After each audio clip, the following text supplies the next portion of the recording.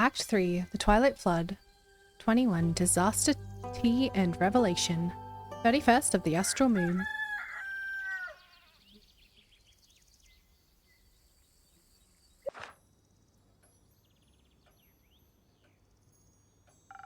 Welcome. We don't have time for this, innkeeper. Disaster is afoot. What a wonderful way to start the morning, Tia. I really missed you. We missed you too. Thank you, Clay.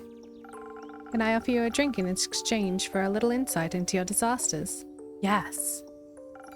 Something that feels strong and magic-y, right? You remembered? Yes, that one, please. Coming right up.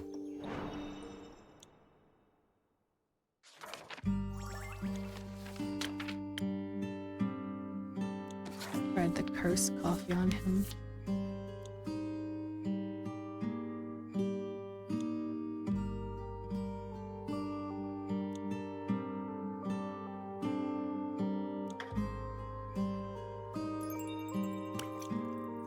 Something a little different.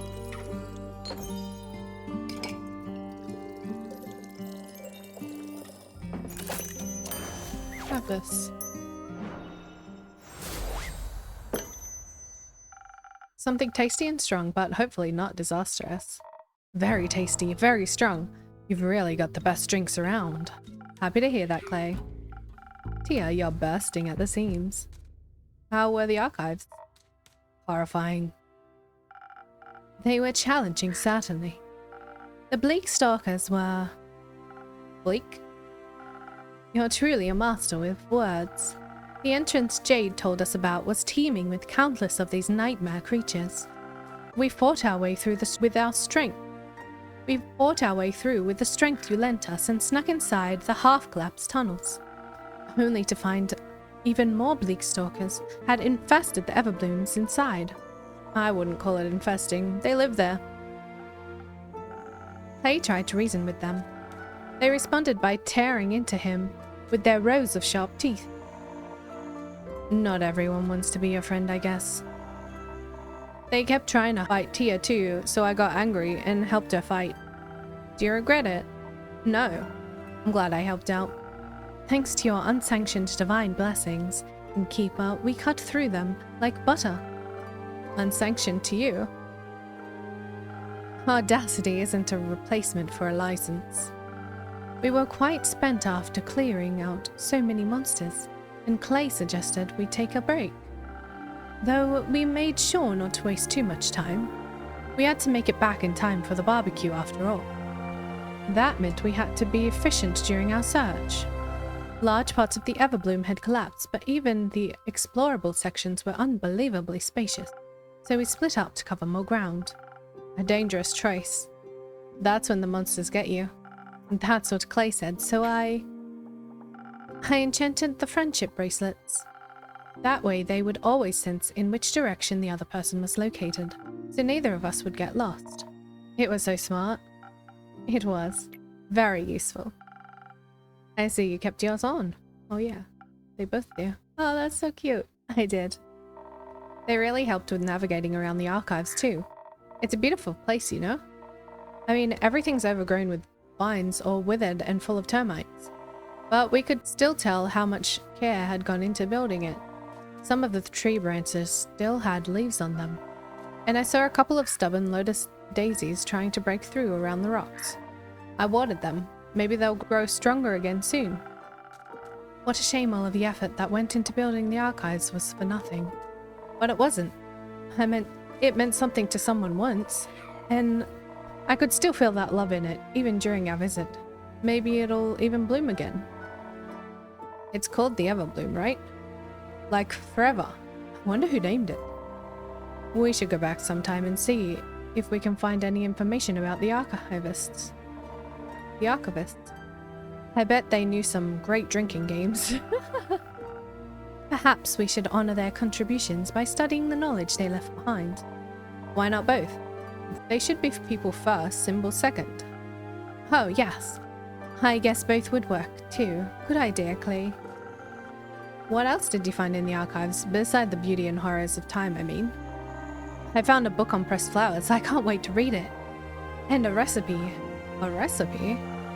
An incomplete one. We also tried to translate it properly, but we lacked the necessary reference material. We still thought it appropriate to bring you the draft. I'm sure you can do something worthwhile with it. Last whisper. I'm sure I can. Thank you very much. As for me, I found a well-hidden study. The bleakest stalker guarding it fell to my ambush, and I was free to explore. It was a complete mess, full of transcripts, scrolls, and written ramblings that would be forbidden these days. A little exciting. And worrying. The papers I was able to translate spoke of the apocalypse, of the end of it all. There was research on the roots of the ether tree and how to unbind them, written in with shaking hands in fading ink. Was this more of a scholarly or mad scientist type of research? Hard to tell, the lines tend to blur with blasphemy. Do you know a lot about the ether tree? Because Tia gave me a whole presentation about it. I wouldn't mind a refresher. It's a giant tree. Good start. A world tree. That means our world rests on it. In it, around it. Somewhere. In it, mostly. Depends on who you ask. The dragons guard the tree because they created it, maybe, but definitely because they care for us. And since we live in it, it should keep existing as it does now, because no one wants their house to crumble. A lot of people would get hurt if something happened to everyone's home. That's true, but luckily for us, damaging the ether tree isn't possible. It's larger than we could ever imagine. To us, it's really more of a concept than a tree. And the dragons defend it, despite their oath of neutrality. They're no easy foes. There is one way. The sigils of Alcahest. The what now? The sigils of Alcahest. They're the key to destroying the ether according to the scrolls I've studied under the archive's candlelight. Are they some sort of spell? More of a manual to a self-fulfilling prophecy, a way to break the cosmos in accordance with its own rules. For the tree to crumble, its foundations must be fractured. The 5 sigils of Alcahest represent the 5 dragons, of which must be damaged to topple our world's balance. Only then can our cosmos reshape itself. The scrolls spoke of experiments for creating a sigil, unsuccessful experiments. That's reassuring. Not quite. They were only unsuccessful back then. Next to the notes of old, I found written on cleaner new parchment in unfaded ink. Much of it was incomprehensible, written in languages I've never seen before. But various sketches of whales of the Isle, as did altered frostbite scrolls. That sounds unsettlingly familiar. I fear that the starfall broke a sigil. By ripping holes into Cassiopeia's wings, it destabilized her flight. If she's damaged any further, time could be sent into disarray. Meanwhile, the tsunami, like I heard, didn't just plague the archives. The waves broke down the barriers between the primordial sea and the twilight chasm, in ways never seen before. So that's 2 broken sigils. That's not good. What an incredible understatement. To witness 1 sigil fracture would be anxiety-inducing enough. Knowing it's happened to 2 will keep me up for many nights. It's not 2, it's 3. 3? Alongside the notes, I found an old map with fresh markings. All the names were outdated, but the intention was clear, marked with the 5 interplanar portals. 30 years ago, their sudden appearance tore fissures into Gaia. I believe they were the first sigil. Bad, right? Very. Who could have done this? I don't know, and why of all things? If the ether tree collapsed or even shifted from its perfect balance, the destruction would end us all. Who would want that? No one thinking rationally, yeah. They might have a good reason for it. Maybe we can talk them out of it. I doubt it. Me too. Whoever it is that's causing this, they only have 2 sigils left. That would be quite bad, right? Don't they say that waking the Elder Dragon will start the apocalypse? They do. I feel like there's too many ways to start the apocalypse. Maybe they're all connected, and waking will break the last sigil.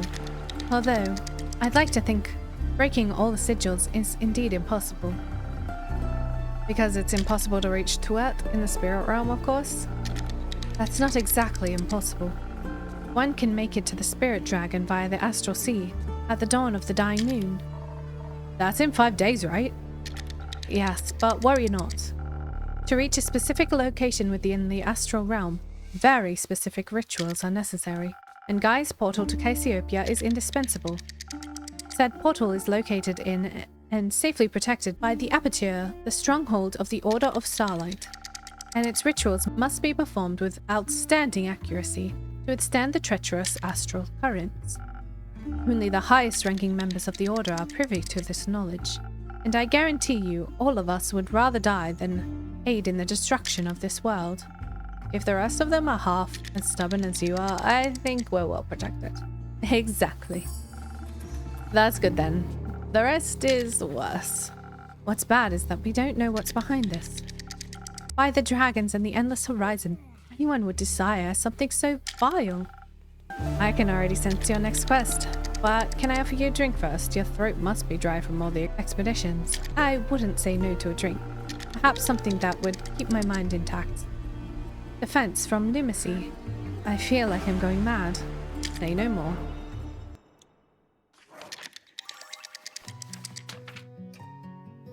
No.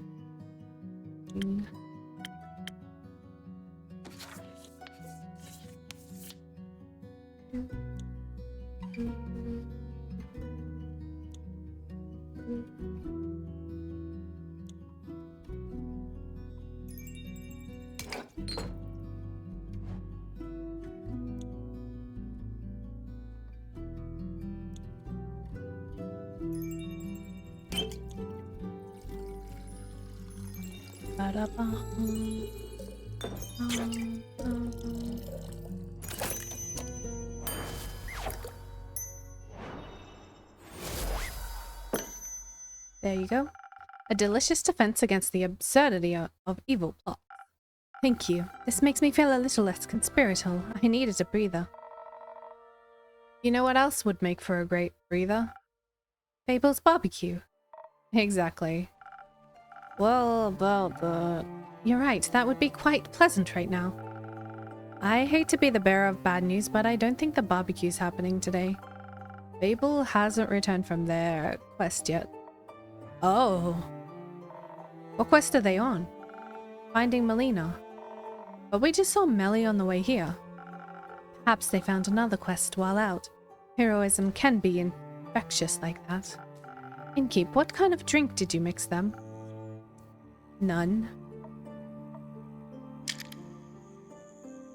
Yeah, I regret that too. Maybe we should go look for them. Maybe so. Please do. No one's seen them in days. And the last thing I said to them, I'd hate for those words to stay the last. Please help me find them. Of course. I'm sure they could slay any monster without us, but some extra hands couldn't hurt. But you'll have to deliver your apologies yourself. I'll slay the beast when it comes to it. Very well. But first, we must solve our urgent sigil problem. I feel like we're just missing one piece. Hello. Long time no see. A piece of what? Cake? I'd like to order my usual cake, innkeeper. I don't serve cake. Never have. That's what I was thinking. Oh, maybe you should. Another delicious delicacy would be... also still no blood. Aw. The sorrow I'm feeling equals the grief I felt after the vampire glitter competition of 1389. Oh? I had run out of glitter. I could serve you one of your usual drinks to alleviate some of the heartache. That would be splendid. I'd like something to enhance my mortal strength. No shopping bag shall hold me back today. I'll see what I can do. You need one of those bag holders that I have. Preferably in pink.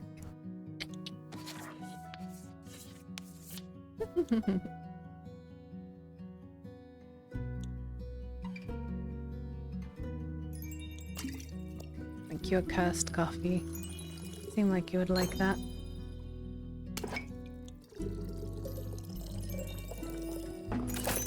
Here you go, sir. Here you go, vampire. Yeah, with all the strength of a raging fire. Thank you, dear innkeeper. My blood is boiling with euphoria. Any particular reason? for your shopping trip.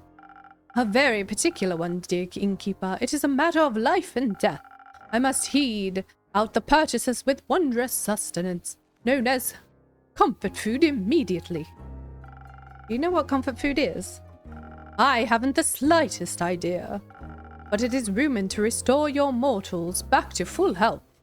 I'm afraid Rhea will perish should she not receive it. That sounds serious. Has she fallen ill? A fatal case of something she called being in the zone. That's not a bad thing, necessarily. I assume it's highly dangerous. She's refused to move away from her drawing board for over a year now. A year? What the? She even threw me out of the room upstairs when I offered her a blood pellet snack. How will her body handle another year without food? I've got some good news for you. Rhea hasn't been sketching for a year. You guys checked in yesterday.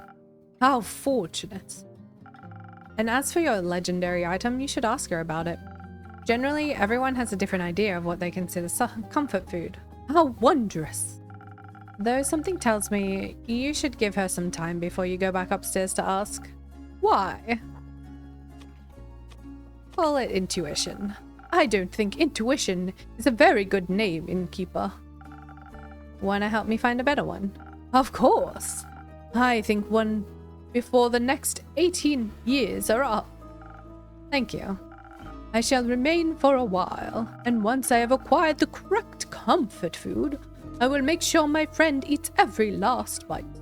That's not exactly the point of comfort food, but sure. Like a vampiric mother hen to her vampiric chicken. I didn't know there were vampiric chickens. There aren't. Do you know that for certain? Yes. I could have sworn the ones at my family's estate had fangs. Chickens can't develop fangs. And here I had thought we were comrades in blood hunger. Chickens are still very fascinating on their own. Did you know that they have very colorful dreams? Oh, that's nice. I once helped a wild hen with her dream journal. I'll introduce you to sometime. My favorite thing about chickens is that they purr when they're happy.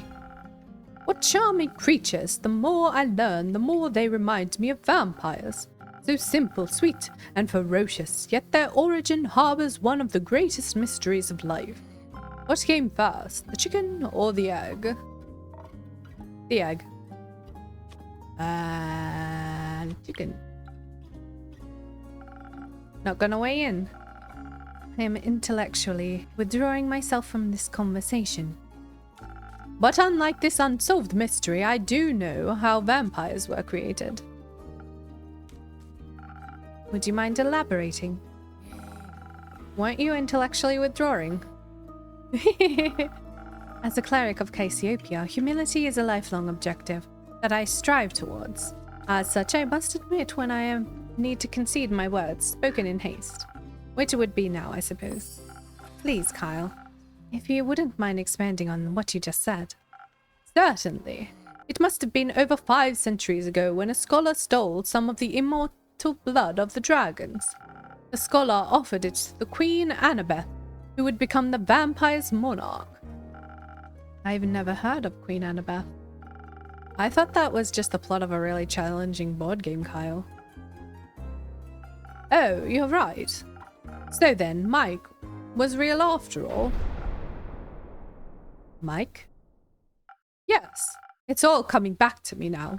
The first vampire that walked this world was the infamous Michael. But most of us called him Mike. He had a very close connection to the spirit dragon in his domain. Eventually, Mike struck a deal with Tuat. In exchange for guarding the dragon's realm, he would get to live forever. But that didn't work out, I guess. Old Mike didn't read the fine print. The spirit dragon turned out to be a trickster, who had turned him into a new form of undead creature, invulnerable to age and disease, but still weak to the blade. Blood was the only thing he could stomach to consume, and with time, even sunlight became intolerable. Mike was no longer welcome among the living, but the dead didn't want him either. And that's how the first vampire was created. Fascinating.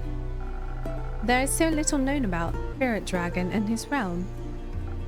Kyle, just how do you possess knowledge that's considered ancient by today's standards? What knowledge? The knowledge you just told us about. Ah, I stumbled upon it in a grimoire I bought the other day from the local bookstore.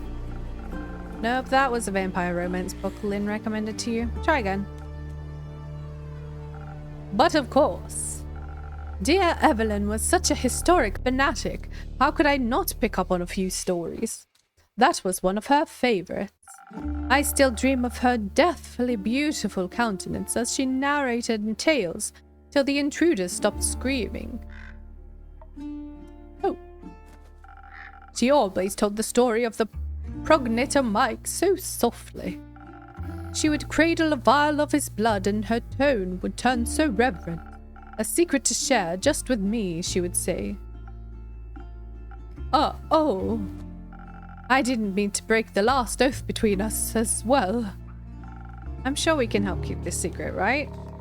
The secret between friends. If secrecy is how we can repay you for sharing this with us, then so be it.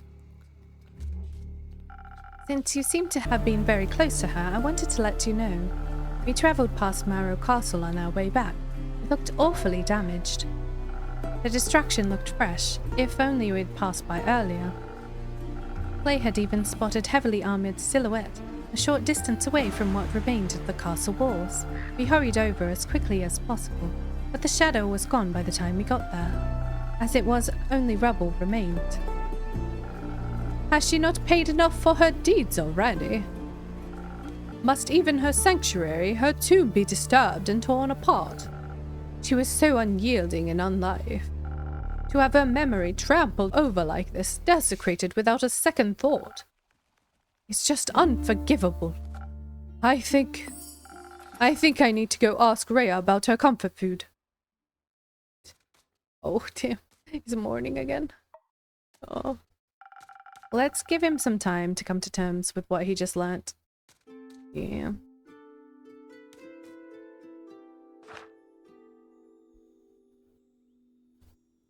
Whoa. Greetings, brave adventurers. Great morrow, innkeeper. There seem to be a few more bones than usual with you, Scully. You observe correctly, my friend. Observe correctly, my friend. They are wonderful parting gifts, aren't they? Sure are. Care to bring me up to speed, Lynn? Nah, you'll survive being left hanging for a few more minutes. You're bullying your innkeeper, Lynn. Patience, young innkeeper. Scully has been waiting to tell this story since we left the Pale Woods. I will try to compose myself. This tale deserves the crackling of every last of my rhetorical knuckles. Let us recount the tale properly, Dame Carolyn. Hang on.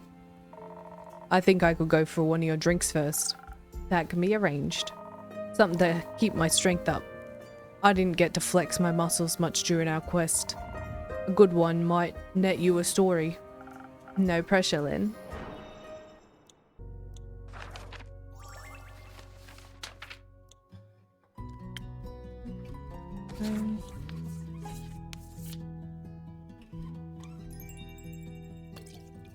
Little tooth.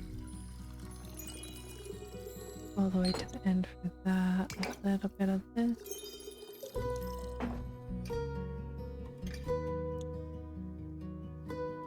Oh, a little more of this. There we go. Toast coffee for ya.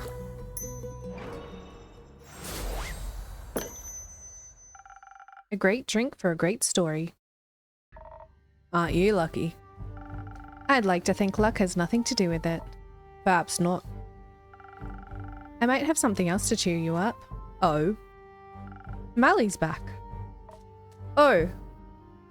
Relieved? Like a great sword's been lifted off my shoulders. Is she alright?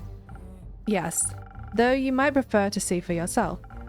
She and Nils left me their address to give you. Who? You know them. Right, got it.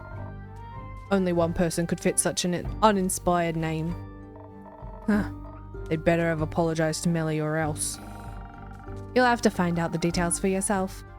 Just don't keep them waiting too long. Don't need to tell me that. Fable isn't back then. No. Sure, I've taken their time. Feel like looking for them yet? No, they're capable. Just my patience is starting to wear thin. You had some to begin with. You're pretty chatty for someone within great sword distance. Right. Can I interest you in one of my drinks as well, Scully? With an offer like that, my friend, how can a skeleton say no? Perhaps something to enhance my aura. I would like to do the proclamation of this tale proper justice. Something with charisma?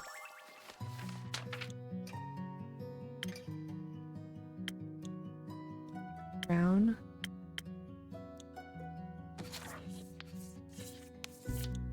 Yeah. Little up here. Up there. No? Oh, I put too much purple.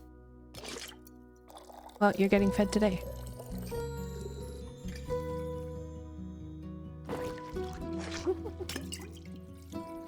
I didn't even need to put any of that in there because I had the double. I thought for some reason it was all the way. But no. There we go. Sunny breeze.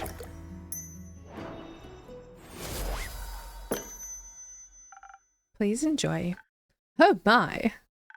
They say manners maketh man, but this drink alone has invigorated me plenty. I can almost feel the warmth of flesh on my bones again.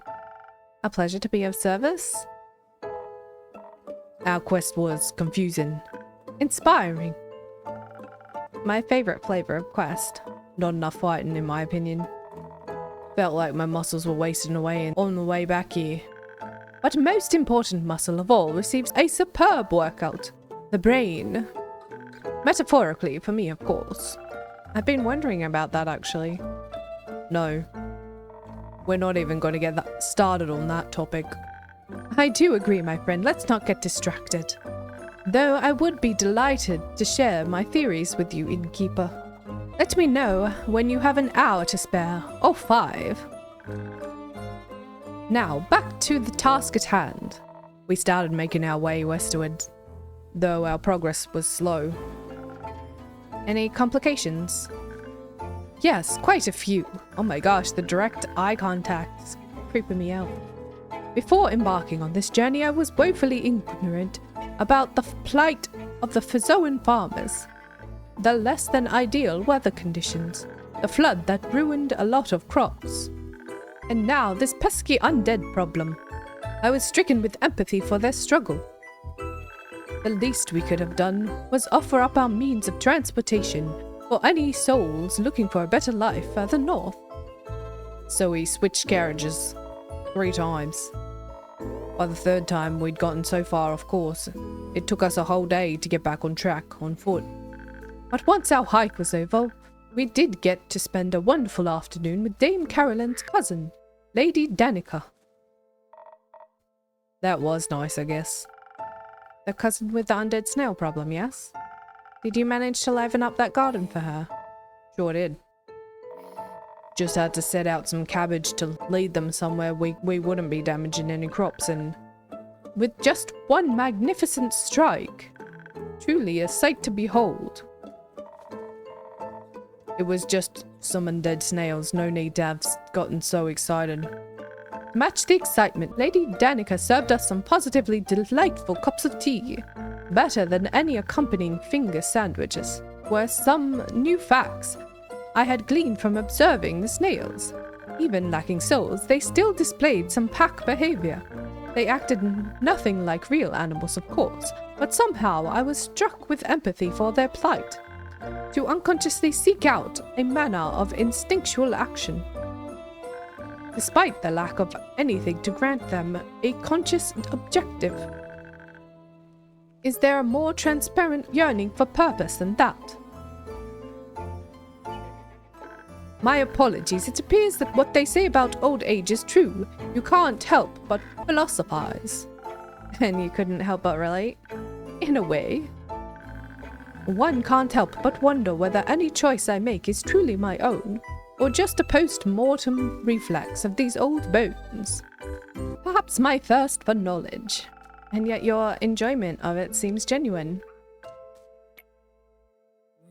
Truly, innkeeper, you have a way with words. Just a lot of experience. Though it may be my worries seem rather foolish now. I count myself as quite fortuitous, that despite all that my memory lacks, I can delight in learning in all again. Does it matter, then, where such an urge comes from? Anyhow, my apologies, Dame Carolyn, I completely derailed our epic tale. Allow me to make up for it by continuing post-haste. Look at her face. We departed after a lovely cup of tea and finally headed for the Pale Woods. Lady Danica provided us with a cart and a trusty steed, a cow with most lovely temperament. Her name's Lacelot. I made sure to greet the gentleman that passed us on our way to the woods. What magnificent shadow armor he was wearing, something about it felt oddly familiar. Perhaps it was my hope that we would look just as gallant after our quest. Lacelot valiantly took us to the edge of the forest, where maliciousness permeated the very air we breathed. What he means is it stunk real bad. We left Lacelot there, barring in her stench seemed like the right thing to do. And forth we adventured. Didn't take a long time to find what we were looking for. The place was crawling with them, which explained their smell. Ew. For some reason, the mason didn't seem to bother me much. I mean, you don't have a nose. Most respectfully, you don't have a nose. Oh, of course. Anyways, there was a veritable horde before us, an army of undead creatures shambling their way through the forest, one odd tree at a time. They were awfully interested in those trees, it's true. I was itching to tear into them, but remembering the plan, I stepped back, with a hand on my great sword. The crucial part of a successful negotiation is that you don't go into it blind, so we observed. The undead creatures were displaying similar patterns to those snails. They were just stumbling around senselessly. They seemed to be following a pack leader, a representative that simplified things considerably. My first course of action was clear. I let Dame Carolyn know of my intentions. Seemed reasonable enough. While I circled the group to get the leader at the front, she remained hidden in the shadows of the thicket. I walked up the leader, another skeleton, making sure I displayed an open and respectful disposition. I suppose they were not open and respectful in return? No. Before I could even react, the skeleton had bitten down on Scully's arm. Agony is what I would have said if I hadn't been protected by my frost armor that your excellent drink-making skills. Always glad to hear my drinks are protecting my clients on their quests. My friend, your drinks are astonishingly potent, maybe too potent. As soon as the undead creature bit down, their teeth shattered upon impact. The leader recoiled immediately. All the others surrounding us froze. The leader fell onto the ground, cradling their face with their hands. Curiously, when they regained composure, their expression was filled with joy. Still no idea how you can read an expression on a skull. They were actually quite expressive for a skeleton. They mostly express themselves through vibes. Skeletons definitely do have expressions. You just have to get used to looking a little harder for them. Now you just pull them up all. I have no problem reading Scully's expressions. He has a beautiful smile. Now you're just making me blush, you rascal. Let's move on. The teeth shattering was quite worrying. It made me re-examine the bite marks on the trees around us. But peculiarly, the bite marks were quite a bit more shallow than what we had seen in other parts of the forest, which means all those undead creatures had severe dental issues. The leader was happy because the frost armor's chill was dulling their pain. The others' teeth were also in truly poor condition, and looking at their behavior, that seemed to be causing them severe pain. Coupled with their hunger for trees, it became a never-ending cycle of suffering. It should have never gotten this bad. I asked them why they hadn't reported the issue to the necromancer. It was clearly starting to impact the fulfillment of their objective. That got them real heated. They tried to rip Scully apart again. But Dame Carolyn skillfully resolved the situation with a bit of intimidation. It turns out they didn't even have dental. Carolyn? I'm with Scully on this one. They had no benefits. Nothing. They were just expected to be quiet and follow orders. That doesn't sound right to me. I mean, they're dead. You wouldn't think about that, I guess. It's a scam is what it is. No sick leave, no compensation, no PTO. They didn't want to hear it. We're doing what we love. We don't need any fancy benefits. But you should have seen the state they were in. They couldn't even take a proper chomp out of the trees, out of bark anymore. What would happen when their teeth deteriorated even further? Their necromancer would replace them with another undead creature in a heartbeat. That was when Scully really got him thinking. The words were just pouring out of my mouth and I was elated. They were the right ones. The light reflecting off the frost armor really dazzled him too. Any skeleton worth their calcium should be able to acquire such armor. They needn't be bound by such a neglectful necromancer. My apologies. It appears I somewhat lost my composure just now. You might soon be contacted to host the first UFU gathering in Keeper. Union of the Undead. UFU 1755. Never forget your roots. They're welcome to a visit anytime. I think they really want to improve their situation. Most respectfully, they promise to leave the Pale Woods alone as well. One of the UFU's goals is to find a more sustainable way to deal with their obsession eventually. They're heading for the necromancer now. There are a bunch of demands to settle. They graced us with a great deal of parting gifts before we left. We got a hallux that broke off of one of them when they attacked Dame Carolyn. Their leader gave me the teeth I couldn't put back into their skull. Oh, and this eyeball is what? His eye. I'm overjoyed we managed to resolve our quest in a peaceful manner. Can't deny your resolution was pretty effective. Good to know you're both happy with how it ended. Those are the outcomes I enjoy most hearing about from my patrons. Oh. But we did get you something else as well, innkeeper. Right. Here. The trees looked really chewed on and dead, but the berries seemed like they were thriving.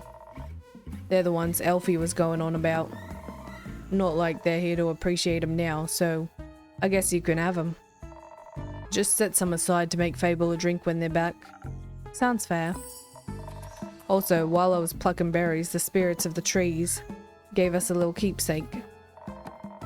Because they were so glad we stopped all that gnawing.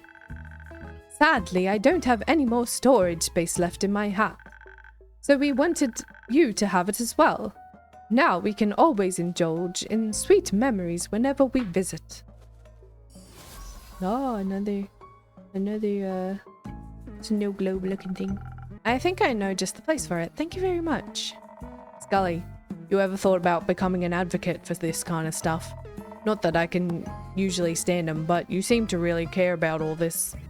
Oh no, I'm but a mere heap of bones. Here I learn all I can. But it is a gentleman's way to speak out when evil is committed in front of you. So I don't suppose I will stop doing that anytime soon. Sounds good to me. I still wonder what all those undead creatures were doing there. No idea. We didn't ask. Hunger? Seemed to be heading north before we talked to them. Maybe they were searching for more trees? The Pale Woods is one of the largest forests in Fazoa. I don't see a reason for them to leave the area before it's barren. Unless they were ordered to. Don't they typically come with a necromancer attached? You don't suppose the gentleman we encountered outside the woods could have been that very necromancer? I don't think farmers wear armor, like what you described. Oh, if I'd known what a dastardly negligent necromancer they were, I would have never offered that greeting. Just realized where they could have been heading. It's true, there aren't many woods around here that are compared to the Pale Woods, but that giant root in the capital must look pretty good to some old obsessed undeads. There might be tons more headed there now. Indeed. Oh no. Just to clarify, you believe hordes of undead creatures are marched towards the capital? Well, towards the roots would be my guess. I see. Go, go, go, go, go. They're heading towards Themis, to north at the divine roots, as if to fell the aether tree. Precisely. Not that much action alone could destroy the whole thing, but it would certainly do some damage. What in the bleep are you talking about? I just stated someone is trying to destroy the aether tree. The starfall, the primordial flood, even the interplanar portals. It's all a part of a big plot. Was that not clear? No. Oh my, that's awful! And insane if true. Is it working? Unfortunately so. Or did you see stars in the night sky? And we don't know who's behind that yet either. Wow. Carolyn, Mr. Scully, the gentle person you greeted outside of the woods, you thought he might be a necromancer? He certainly bore the armor of one. Did he seem like he wanted to kill everyone? Not particularly, though it can be hard to tell sometimes. Politeness and desire for homicide aren't necessarily mutually exclusive. Wait, what? Necromancers resurrect dead things to make undead creatures. Indeed they do. So, Scully, you were resurrected, right? Do you remember anything about it? Well, I admit at first I recall very little from the start of my new life. I mostly stumbled around trying to remember my manners. But my memories, or rather the memories of my body, which I suppose are also memories, have been getting clearer lately. Let me try to focus my thoughts. I believe I awakened in the archives in the Everbloom. The Everbloom? Are you sure who woke you up? Gentleman of a fine age. I believe he was there to do research. I remembered candles, held over notes, scribbled on paper, ink stains on fingertips. He must have found me nearby in my friend's study. And remember, I was looking for her when, after I woke, I simply left. How rude and inquisitive of me. I should have asked what he was researching. I could have helped. Be glad you didn't aid him. We found his notes. They spoke of destruction of the universe. Did the guy from the woods remind you of the one in the archives? Now that you mention it, I wasn't conscious enough to recognize faces when I rose, but I knew the armor looked familiar. I think I saw it when I first opened my eyes. Metaphorically, of course, I no longer have eyelids. A necromancer is behind all of this. Is he trying to break the sigils? Just to get Tuat, the spirit dragon in the realm of death? Sigils? Are you perchance speaking of the sigils of Alkahest? My friend was researching them once. I always thought them a wild figment of her imagination. Seems like they're not, unfortunately. Do necromancers usually want to destroy Tuat? No, but they do defy his laws of life and death. Perhaps he craves access to the souls of the spirit dragon's guards. Or perhaps to destroy, once and for all of his perversions. But my dears, to destroy Tuat, one must find him first. That in itself would be quite an impossible task, no? Not exactly. The spirit realm is well protected. But there are ways to get to him. Can you kill death? I don't know, but merely attempting it sounds disastrous. Miss Anwar, Mr. Moore, Tuat is the god of death. No matter how insane the necromancer, no one could possess a weapon powerful enough to fight a god. Only weapons made of dragons can harm them. We all know this. You mean like a great axe? A weapon forged for the dragons by the dragons, meant only for their claws. The axe. It could certainly cut through the barrier between the astral sea and the upper worlds, if not through Tuat himself. Would stealing an axe from a dragon count as a sigil? Alright, you lost me again. I talked about this already, keep up. I'll explain later. Huh. It might count as a sigil if it awakens or damages their plane. Should not be awakened under any circumstances. Nor should their legendary weapon fall into the hands of a mere mortal. My, this is quite concerning. I'm right there with you. This seems like too insane of a plot, even for some big, bad, evil guy. They always seem to be reaching for new heights with their dastardly schemes. If we correct them, this one plan to steal Earl's weapon, break their sigil, and to destroy Tuat, dragons be with us. What about the undead creatures marching towards the capital? They must be a distraction. A way to keep anyone who would interfere off his back. Quite the dangerous distraction, if you ask me. Those poor husks shouldn't be snacking away on those roots either, should they? No. And those sigils of alcohol. Zest you keep talking about could do what? Destroy the tree? The spirit realm rests above all other in the canopy of our world. If what we believe to be this monster's plan succeeds, we will collapse down into the rest of the ether tree. Not only would the tree free all dead souls, it would destroy the tree, our home, our cosmos, and everything below it. It would destroy our world as we know it. Not to mention Tuat might die. I don't think I have to explain to you why dying would be a bad thing. Once again, can he die? Wouldn't risk it. Though I believe it, plot of his has to be limited somewhat, no? Perhaps to the transitional period between the astral moon and the dying moon. Only then would the veil between Cassiopeia and Tuat be thin enough for a ritual of such magnitude to succeed. Wait, what you mean is that this can only happen the night between the 35th of Cassiopeia and the 1st of Tuat? So it can only work in 4 days, or next year. Precisely. I guess you can't have a ritual without unnecessarily complicated rules. It is common courtesy. Clay, I've been wondering, remember that man we saw on our way back near Marrow Castle? Yeah, do you think it might have been the same guy? I do. Strange armor sounds familiar, as does a convenient proximity to destruction. And more so, that blood of the first vampire Kyle spoke of. Part of the ritual to safely traverse the astral sea involves having an associated anchor for your destination. To find Tuat, you need something connected to him. Like the blood of a vampire eternally bound to him. Yes, maybe our villain got his hands on it. Wait, didn't he bring that and try to give it to me? Thief man who keeps changing his name, try to bring that to me. Perhaps he knows more of Cassiopeia than I anticipated. All of this out of context is giving me a headache. Innkeeper, got another drink to spare with this mess. Something powerful to get me through this. Anything for you, Lynn.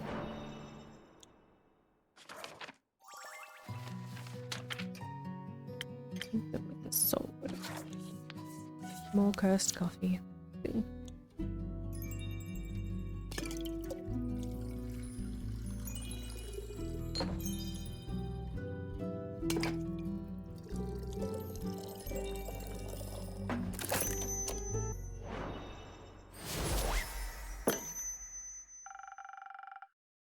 I put all the strength I have into this drink. Enjoy. I think you just put parts of my sanity back together. Thanks a lot. Anytime. So, this madam, if he can't get the axe, he can't kill the spirit dragon, right? Correct. Great. Let's stop him from getting the axe then. Great idea. I know. Now how do we do that?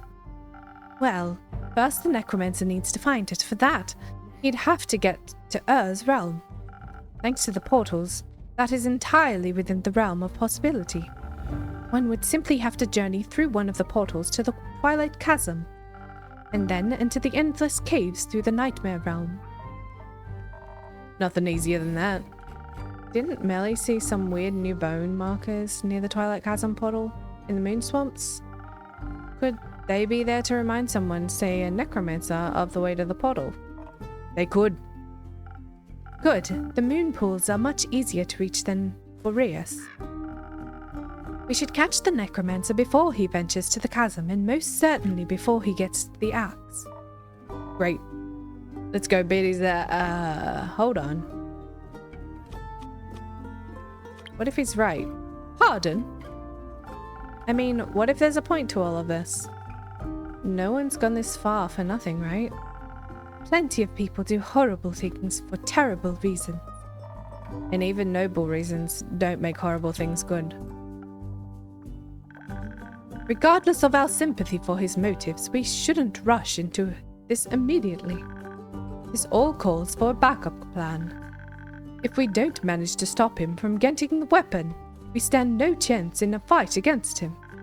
Even your divine strikes would be no match, Miss Anwar. That is true. We would need an incredibly powerful weapon to match his. Not sure if it's enough, but I do have this sword I got from Baba. Let me see. This remarkable craftsmanship, infused with minor divine powers, incredible. But I'm afraid this cannot even rival the Great Axe in any capacity. What if it was mixed with dragonfire? What? Do you happen to have such a thing on your hand, young lad? No, but I know where we can get some. The ever-burning flame in the Highlands is dragonfire. The one you wanted to see, Tia. I think now might be a good time for that.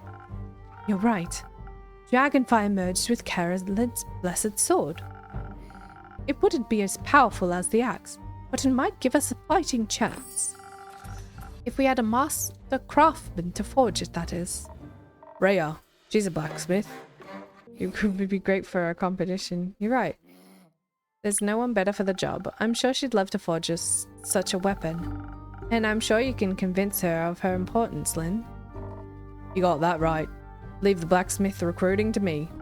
Very well. I'm sure Master Smith Frostgrip will be delighted with this opportunity. Having her on our side makes me even more confident that we can stop this necromancer's plans.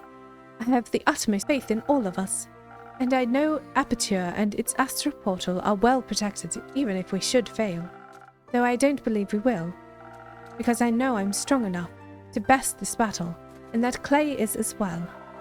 And the others too. Yes, the others too. I'll be honest, I'm not sure if the 4 of you will be enough. Don't worry, there's a lot of people we can ask for help. Like you. Like me. Ask away. I knew we could count on you. You collect everything we talk about, right? I try my best. Could you write up 2 quests for this? I think we should split the resources so we can get a backup plan going at the same time. Good idea, young man. Plus, that'll give us an excuse to have your drinks help us. Not that you need an excuse, but I appreciate you following my rituals. I'll see what I can do. I should have something written up first thing in the morning.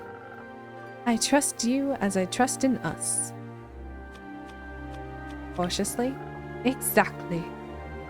Cautiously, but with hope. With hope, yes. We'll see you in the morning then. Carolyn, come with us. We owe you a few explanations before we make you do any persuasion work with us. You got that right. Let's go. I cannot miss out on more possible details. I shall see you in the morning, innkeeper. Bye. Thank you for all your help. Let's save the world, alright? Let's, Clay. Good luck.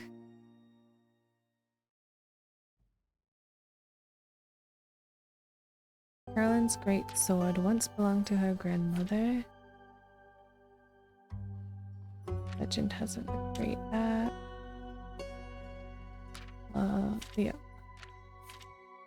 Fire.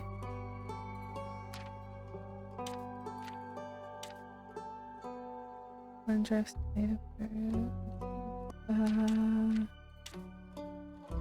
undead marching. Undead. No.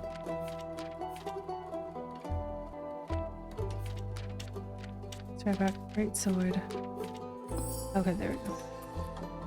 Heir of the Dragonfire. Only a weapon formed in the Dragonfire can ever dream to hold up against the legendary Great Axe of Luckily, a temple in the Highlands houses the ever-burning flame, an ancient gift from the dragons. That'll come in handy right about now. And what better sword to reshape with flame than another gift from the Realm Keepers? An heirloom passed down to Carolyn with heroism scorched into its very essence.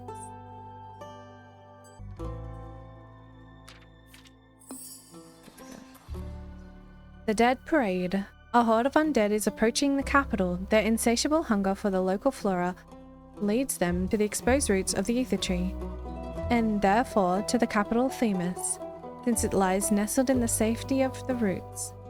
This is a mere distraction, so the necromancer can fulfill his true plan, but the undead still must be stopped before they hunger for flesh once more. Okay, I guess I have to. I better finish those two. Didn't get enough information, I guess. The Twilight Chasm. Wild calamity is imminent, but there is one last way to save it. The only weapon strong enough to harm Tuat and the Ether Tree is the legendary Great Axe of and the personification of evil wants it desperately. But first, he must make it through the Twilight Chasm, and for that he needs a portal. Sounds like a good location to stop him, right? Very true.